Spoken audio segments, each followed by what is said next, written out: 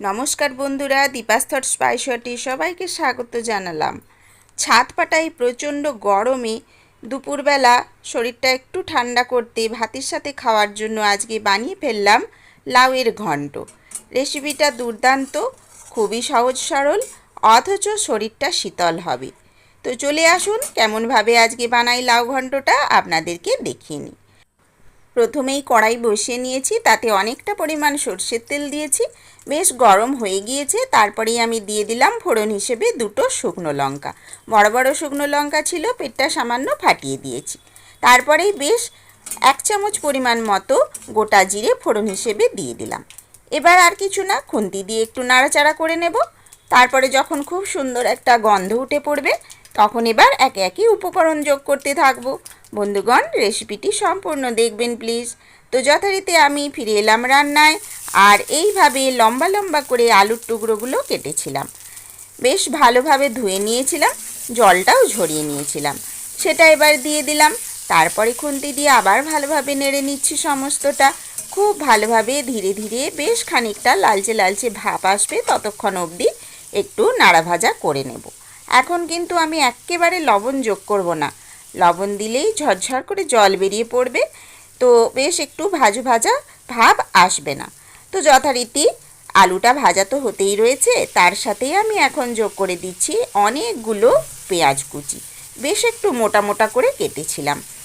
ভালোভাবে দুটো একসাথে এবার নেড়ে নিচ্ছি, খুব ভালোভাবে একটু নাড়াচাড়া করে এই যে খুন্তি দিয়ে একটু চেপে চেপে পেঁয়াজগুলো যেগুলো একসাথে জুড়ে রয়েছে আলাদা করে দেওয়ার চেষ্টা করছি।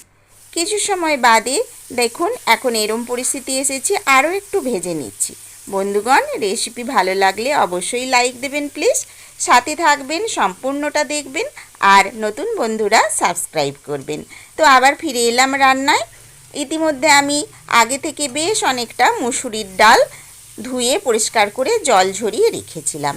এবার ওই ডালটা সমস্তটাই আমি এই আলু পেঁয়াজের সাথে যোগ করে দিলাম, দিয়ে খুন্তি দিয়ে ভালোভাবে এপাশ ওপাশ করে নেড়ে ভেজে নেওয়ার চেষ্টা করছি। আর এই মুসুরির ডালটা হালকাভাবে নেড়ে নিলে ওর থেকে যে একটা সাদা সাদা ফেনা ওঠে সেটা উঠবে না। এখন দেখুন হয়ে গিয়েছে, আমি এখন প্রয়োজন মতো একটু লবণ যোগ করে নিচ্ছি।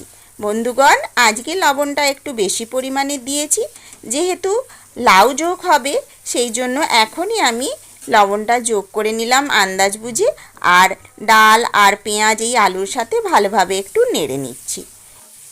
ইতিমধ্যেই দেখুন আলুর থেকে হালকা হালকা জল ছাড়তে শুরু করেছে, কেননা আমি লবণটা দিয়ে দিয়েছি না, সেই কারণেই। তো এখন প্রয়োজন মতো একটু হলুদও যোগ করে নিলাম। হলুদটা খুব বেশি দেব না, কেননা হলুদের একটা গন্ধ ছাড়ে খুব বেশি পরিমাণ হয়ে গেলে, তো কালারটার বুঝে মানে একটু হলদেটে ভাব হবে সেই মতোই হলুদটা যোগ করেছি। এখন আবার সম্পূর্ণটা খুব ভালোভাবে নাড়িয়ে চাড়িয়ে নিচ্ছি।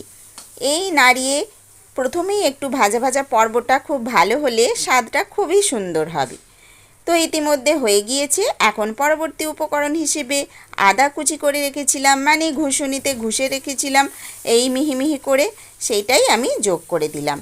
এই আদাটি দিলে অপূর্ব সুন্দর একটা স্বাদ হয়। আর বন্ধুগণ, আদাটা বেশি ভাজাভাজি করা চলবে না, হালকা কাঁচা কাঁচা যে গন্ধ থাকে সেটা খুব ভালো লাগে। এখন দেখুন লাউটাকেও যোগ করে দিচ্ছি। আর বন্ধুগণ, লাউটা ভালোভাবে ধুয়ে প্রথমে তারপরে আমি এরকম কুচিয়েছি লম্বা লম্বা বড় বড় করে, এটাও পাত্রে রাখা ছিল। তারপর সম্পূর্ণটাই খুব ভালোভাবে ঢেলে দিলাম। এখন এবার সমস্ত উপকরণ একসাথে মাখামাখি করে নিতে হবে। লবণ আর হলুদ আর এই পেঁয়াজ ফোড়ন যা কিছু রয়েছে সমস্ত কিছুর স্বাদ গন্ধ যেন লাউয়ের মধ্যে মিশে যেতে পারে, সেই জন্য একটু নাড়াচাড়া করছি। আর লাউ থেকে তো একা একা জল ছাড়বেই এই লবণের সংস্পর্শ পেয়ে, তবুও আঁচটা বাড়িয়ে ইতিমধ্যে আমি একটু ভাজা করে নেওয়ার চেষ্টা করছি লাউটাকে, কেননা লাউটা কাঁচা থাকলে একটা আলাদা রকম হালি হালি গন্ধ ছাড়বে, তো কিছু সময় নাড়া করে নিলে সেটাও দূর হয়, তো আর স্বাদটা ভালো হবে। আর এখন আমি যোগ করে নিচ্ছি বড় বড় সাইজের দুটো টমেটো, পাকা টমেটো, আর গোটা গোটাই আমি দিয়ে দিলাম। এখন একটু ঢাকনা চাপা দিয়ে দেব আর আঁচটা সামান্য কমিয়ে দেব। ইতিমধ্যে সমস্ত লবণ আর হলুদ এই লাউয়ের সাথে মিশে একটু নাড়া ভাজা হয়ে যাবে। দেখুন ইতিমধ্যে কেমন সুন্দর হয়েছে। এইবার খুন্তি দিয়ে ভালোভাবে আরও একবার নাড়িয়ে চাড়িয়ে নেব, সমস্তটা মাখিয়ে নেব। তারপর আর কিচ্ছু নয়, এবার জল দিয়ে সেদ্ধ করতে দিতে হবে। ও বন্ধুগণ, এত দূর অবধি দেখে আপনাদের কেমন লাগলো রেসিপিটি আমাকে কমেন্টস করে জানাবেন। আর সম্পূর্ণ হলে তো অসম্ভব ভালো লাগবে, সে আপনারা নিজেরা বাড়িতে বানিয়ে খেয়ে দেখবেন।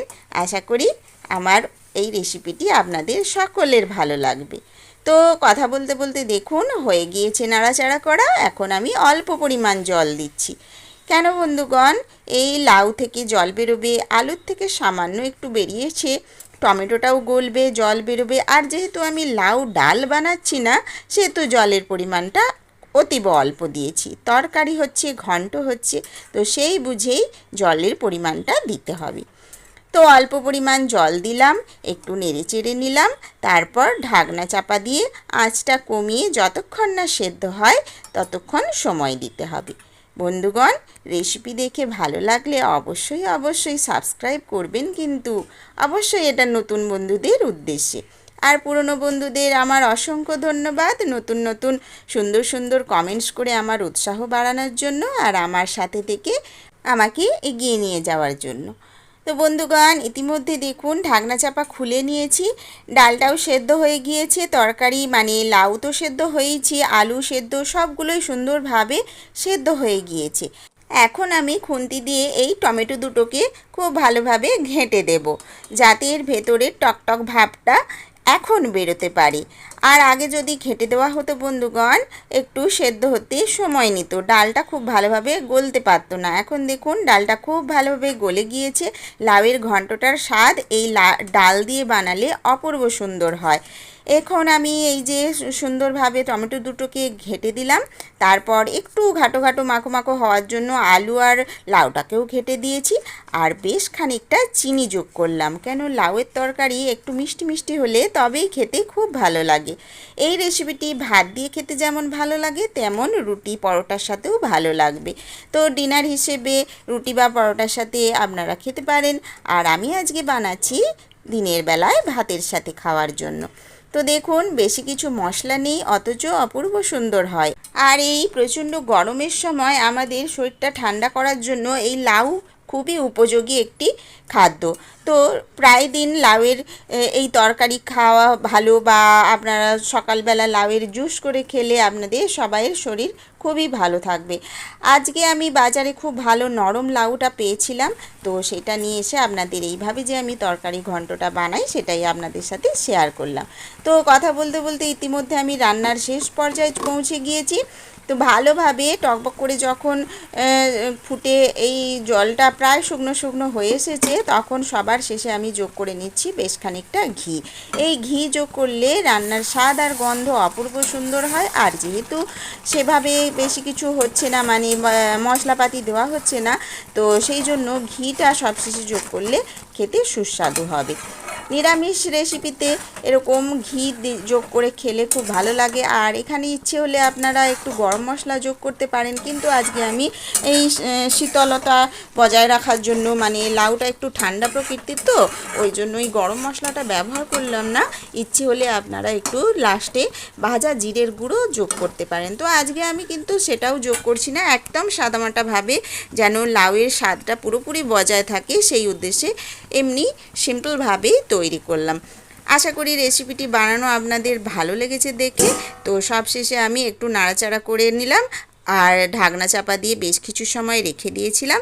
আর এখন দেখুন খুলেছি, আঁচটা ইতিমধ্যে আমি বন্ধ করেও দিয়েছি। আর রান্নার শেষে এই রকম পরিস্থিতি এসেছে। তরকারিটা পুরো একেবারে শুকনো করছি না, কেন ভাতে হালকা করে মেখে খেতে ভালো লাগবে।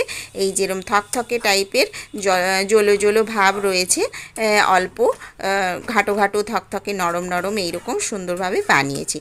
আর এটা এই গরম কড়াটিতে রেখে দিলে আরও কিছুটা জল টেনে নেবে। তো আজকের রেসিপি আমি বানালাম, সমাপ্তও করলাম।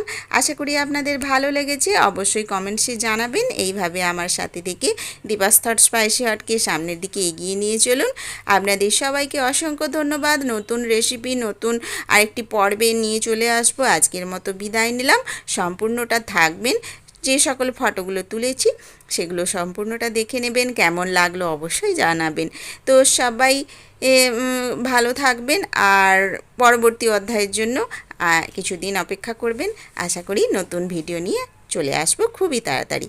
তো আজকের মতো টাটা, সকলকে অসংখ্য ধন্যবাদ।